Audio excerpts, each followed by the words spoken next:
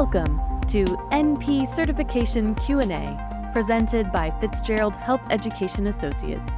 This podcast is for NP students studying to pass their NP certification exam.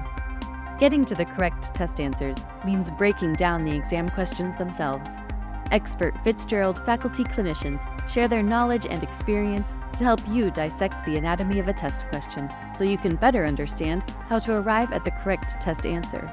So, if you're ready, let's jump right in.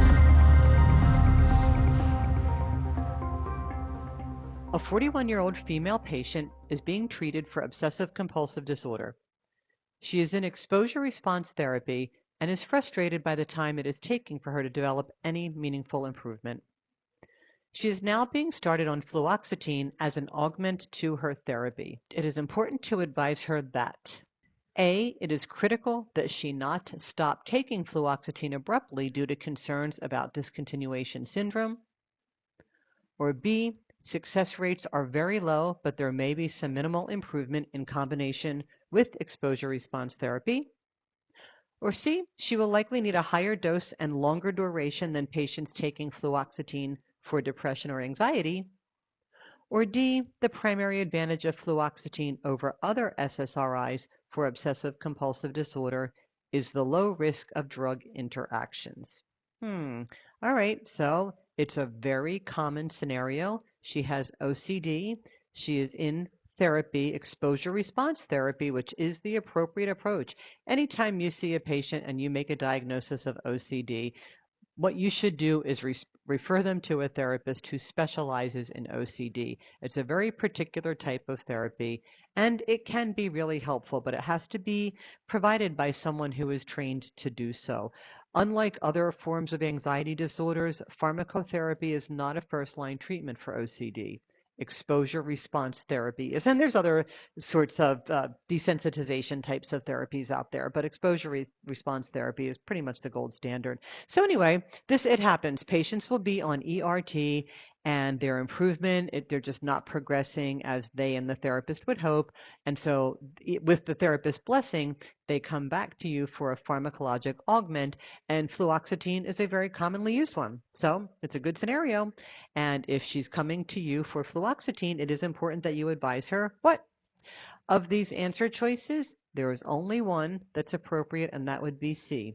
C is the correct answer. So if you are seeing a patient who is in exposure response therapy for OCD, and she's not progressing as well as she and the therapist hope, and she comes to you to be started on fluoxetine as an augment to her therapy, it is important to advise her that she will likely need a higher dose and longer duration than patients taking fluoxetine for depression.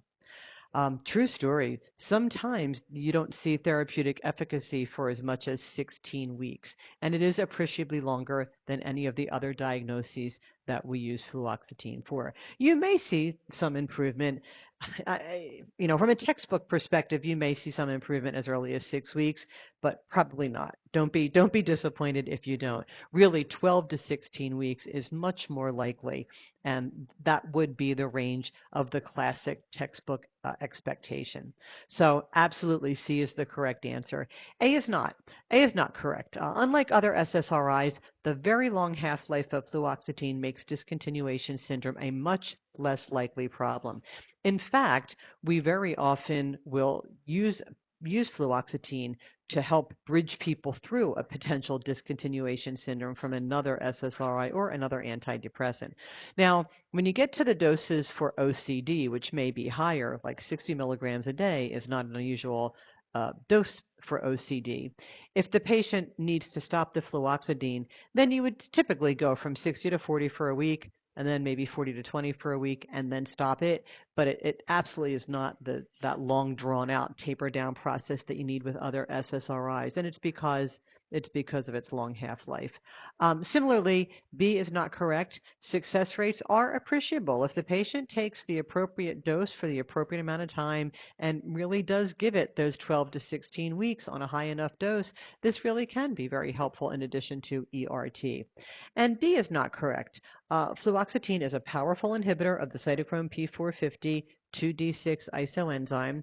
It actually has a higher risk of drug interaction than any other SSRI. So it should be used very cautiously with polypharmacy. And so again, when we look at these 4 answer choices in this patient scenario, the only thing that's correct to advise the patient is C. She will likely need a higher dose and longer duration than patients taking fluoxetine for other reasons. Thank you for listening to NP Certification Q&A, presented by Fitzgerald Health Education Associates. Please rate, review, and subscribe to this podcast. And for more NP resources, visit fhea.com.